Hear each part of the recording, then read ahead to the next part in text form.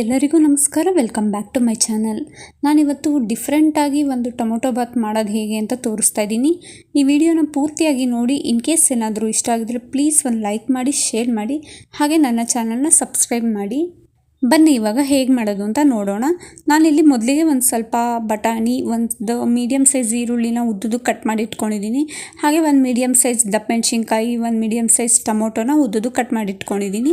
ಮತ್ತು ಒಗ್ಗರಣೆಗೆ ಒಂದು ಏಲಕ್ಕಿ, ಒಂದು ಇಂಚ್ ಆಗೋಷ್ಟು ಚಕ್ಕೆ, ಆಮೇಲೆ ಒಂದು ಸ್ಟಾರು, ಒಂದು 1/4 ಚಮಚ ಜೀರಿಗೆ, ಒಂದು ಲವಂಗ ಇಟ್ಕೊಂಡಿದ್ದೀನಿ. ಹಾಗೆ ಇಲ್ಲಿ ಒಂದು 200 ಗ್ರಾಮ್ ಆಗೋಷ್ಟು ಅಕ್ಕಿನ ನೀಟಾಗಿ ತೊಳೆದ್ಬಿಟ್ಟು ನೆನೆಸಿಟ್ಕೊಂಡಿದ್ದೀನಿ. ಮತ್ತು ರುಬ್ಬೋದಕ್ಕೆ ನಾನಿಲ್ಲಿ ಒಂದು 5 ಟೊಮೊಟೊನ ಮಧ್ಯಕ್ಕೆ ಕಟ್ ಮಾಡಿಬಿಟ್ಟು ಈ ರೀತಿಯಾಗಿ ಬೇಯಿಸಿಟ್ಕೊಂಡಿದ್ದೀನಿ. ಬೇಯಿಸ್ಬಿಟ್ಟು ಹಾಕೋದ್ರಿಂದ ಒಂಥರ ಡಿಫ್ರೆಂಟ್ ಟೇಸ್ಟ್ ಸಿಗುತ್ತೆ ಅಂತ ನಾನು ಬೇಯಿಸ್ಬಿಟ್ಟು ಹಾಕ್ತಾಯಿದ್ದೀನಿ. ಅದ್ರ ಜೊತೆಗೆ ಒಂದು ಇಡಿ ಆಗೋಷ್ಟು ಪುದೀನ ಸೊಪ್ಪು, ಒಂದು ಇಡಿ ಮೆಂತ್ಯ ಸೊಪ್ಪು, ಒಂದು ಉಂಡೆ ಬೆಳ್ಳುಳ್ಳಿ ಪೂರ್ತಿಯಾಗಿ ಬಿಡಿಸಿಟ್ಕೊಂಡಿದ್ದೀನಿ, ಒಂದು ಮೀಡಿಯಮ್ ಸೈಜ್ ಈರುಳ್ಳಿ, 2 ಇಂಚ್ ಆಗೋಷ್ಟು ಶುಂಠಿ, ಒಂದು 1/4 ಚಮಚ ಅರಿಶಿನ, ಒಂದು 3 ಒಣಮೆಣ್ಸಿನ್ಕಾಯಿ ತೊಗೊಂಡಿದ್ದೀನಿ. ನಿಮಗೆ ಖಾರ ಬೇಕು ಅಂತಂದರೆ ಇನ್ನೊಂದೆರಡು ಒಣಮೆಣ್ಸಿನ್ಕಾಯಿ ಸೇರಿಸ್ಕೊಬೋದು, ತೊಂದರೆ ಏನಿಲ್ಲ. ಈಗ ಮಾಡೋದಕ್ಕೂ ಮುಂಚೆ ನಾನಿಲ್ಲಿ ರುಬ್ಬಿಟ್ಕೊಳ್ಳೋದಕ್ಕೆ ಎಲ್ಲ ತೊಗೊಂಡಿದ್ನಲ್ಲ, ಅದನ್ನೆಲ್ಲ ಸೇರಿಸ್ಬಿಟ್ಟು ನೀಟಾಗಿ ಮಿಕ್ಸಿ ಜಾರಲ್ಲಿ ಹಾಕ್ಕೊಂಡು ಒಂದು ಸಣ್ಣಕ್ಕೆ ಪೇಸ್ಟ್ ಮಾಡ್ಕೊತೀನಿ. ತರಿ ಎಲ್ಲ ನುಣ್ಣಕ್ಕೆ ರುಬ್ಬಿಟ್ಕೊಂಡ್ಬಿಡ್ತೀನಿ. ಏನೇ ಅಡುಗೆ ಮಾಡಬೇಕಂತಂದ್ರೂ ನಮಗೇನು ಮಾಡ್ತಿದ್ದೀವಿ ಅಂತ ತಿಳ್ಕೊಂಡು ಅದಕ್ಕೆ ಏನೇನು ಬೇಕು ಎಲ್ಲ ತೆಗೆದಿಟ್ಕೊಂಡ್ಬಿಟ್ರೆ, ಆಮೇಲೆ ರುಬ್ಬೋದಿದೆಯೋ ಏನಾದರೂ ರುಬ್ಬಿಟ್ಕೊಂಡ್ಬಿಟ್ರೆ ಮಾಡೋದಕ್ಕೆ ತುಂಬ ಸುಲಭ ಅಂತ ನಾನು ಈ ರೀತಿ ಮೆಥಡಲ್ಲಿ ಮಾಡ್ತೀನಿ.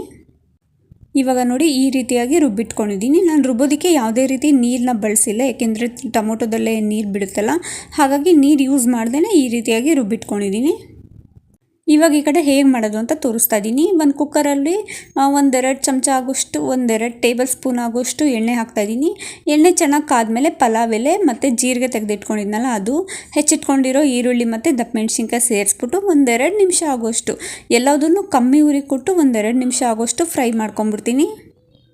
ಕಮ್ಮಿ ಉರಿ ಕೊಟ್ಟು ಫ್ರೈ ಮಾಡೋದ್ರಿಂದ ಸ್ವಲ್ಪ ಸೀದೋಗಲ್ಲ, ಆಮೇಲೆ ಚೆನ್ನಾಗಿ ಫ್ರೈ ಆಗುತ್ತೆ, ಕ್ರಂಚಿಯಾಗಿ ಸಿಗುತ್ತೆ, ಅದಕ್ಕೋಸ್ಕರ. ಆಮೇಲೆ ಇವಾಗ ಬಟಾಣಿ ಮತ್ತು ಟೊಮೊಟೊ ತೆಗೆದಿಟ್ಕೊಂಡಿದ್ವಲ್ಲ, ಹೆಚ್ಚಿಟ್ಕೊಂಡಿದ್ವಲ್ಲ, ಅದನ್ನೆಲ್ಲ ಸೇರಿಸ್ಬಿಟ್ಟು ನೀಟಾಗಿ ಫ್ರೈ ಮಾಡೋದು. ಅದಾದಮೇಲೆ ರುಬ್ಬಿಟ್ಕೊಂಡಿದ್ವಲ್ಲ ಮಸಾಲ, ಅದನ್ನು ಕೂಡ ಸೇರಿಸ್ಕೊಂಡು ಮಸಾಲ ಸ್ವಲ್ಪ ಹಸಿ ವಾಸನೆ ಹೋಗಬೇಕು ಅಂದರೆ ಒಂಚೂರು ಕಲರ್ ಚೇಂಜ್ ಆಗುತ್ತೆ, ಅಲ್ಲಿ ತನಕ ಕುದಿಸ್ಕೊಂಬಿಡೋದು. ರುಬ್ಬಿರೋ ಮಸಾಲ ಕುದ್ದಿದ್ದಾದಮೇಲೆ 1:2 ನೀರು ಸೇರಿಸ್ತಾ ಇದ್ದೀನಿ. 200 ಗ್ರಾಮ್ಗೆ 400 ಗ್ರಾಮ್ ಆಗೋಷ್ಟು ನೀರು ಸೇರಿಸ್ತಾ ಇದ್ದೀನಿ. ನಾನು ಮಿಕ್ಸಿ ಜಾರ್ಗೆ ನೀರು ಹಾಕ್ಬಿಟ್ಟು ಅದನ್ನೇ ನೀರು ಸೇರಿಸ್ತಾ ಇರೋದು, ಸುಮ್ಮನೆ ವೇಸ್ಟ್ ಮಾಡಬಾರ್ದಲ್ಲ ಅಂತ ಅಂದ್ಬಿಟ್ಟು. ಅದಾದಮೇಲೆ ರುಚಿಗೆ ತಕ್ಕಷ್ಟು ಉಪ್ಪು ಹಾಕ್ಬಿಟ್ಟು ಚೆನ್ನಾಗಿ ಕುದಿಸ್ಕೋಬೇಕು. ಇದು ಸುಮಾರು ಒಂದು 3 ನಿಮಿಷ ಆಗೋಷ್ಟು ಚೆನ್ನಾಗಿ ಜೋರುರಿ ಕೊಟ್ಟು ಕುದಿಸ್ಕೊಂಬಿಡೋದು. ಇವಾಗ ಕುದ್ದಿದ್ದೆಲ್ಲ ಆದಮೇಲೆ ನಾವು ನೀಟಾಗಿ ಅಕ್ಕಿನ ತೊಳೆದಿಟ್ಕೊಂಡಿದ್ವಲ್ಲ, ಅಕ್ಕಿನ ಸೇರಿಸ್ಕೊಳ್ಳೋದು. ಈ ರೀತಿ ಕುದ್ದಿದ್ದಾದಮೇಲೆ ಅಕ್ಕಿನ ಸೇರಿಸೋದ್ರಿಂದ ಸ್ವಲ್ಪ ಒಂಥರ ಟೇಸ್ಟ್ ಚೆನ್ನಾಗಿರುತ್ತೆ, ಆಮೇಲೆ ಉಪ್ಪು ಹುಳಿ ಖಾರ ಎಲ್ಲ ಚೆನ್ನಾಗಿ ಮಿಕ್ಸ್ ಆಗಿರುತ್ತೆ ಅಂತ ಅದಕ್ಕೋಸ್ಕರ ಅಷ್ಟೇ. ಎಲ್ಲ ಕುದ್ದಿದ್ದಾದಮೇಲೆ ಲಾಸ್ಟಲ್ಲಿ ಅಕ್ಕಿ ಹಾಕೋದು. ಅಕ್ಕಿ ಹಾಕಿದ್ಮೇಲೆ ಒಂದು 3 ನಿಮಿಷ ಬೇಡ, 1 ನಿಮಿಷ ಕುದಿಸ್ಕೊಂಡ್ಬಿಡ್ತೀನಿ. ಅದಾದಮೇಲೆ ಕುಕ್ಕರ್ ಮುಚ್ಚಳ ಮುಚ್ಚಿ 3 ವಿಜಲ್ ಕೂಗಿಸ್ಬಿಟ್ರೆ ಆಯಿತು.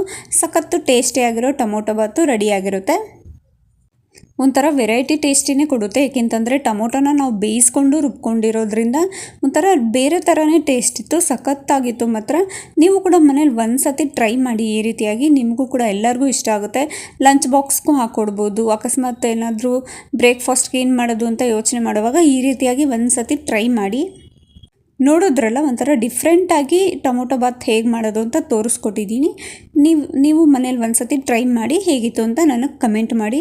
ಈ ವಿಡಿಯೋ ಇಷ್ಟ ಆಗಿದ್ರೆ ಒಂದು ಲೈಕ್ ಮಾಡಿ, ಶೇರ್ ಮಾಡಿ, ಹಾಗೆ ನನ್ನ ಚಾನಲ್ನ ಪ್ಲೀಸ್ ಸಬ್ಸ್ಕ್ರೈಬ್ ಮಾಡಿ. Thank you for watching.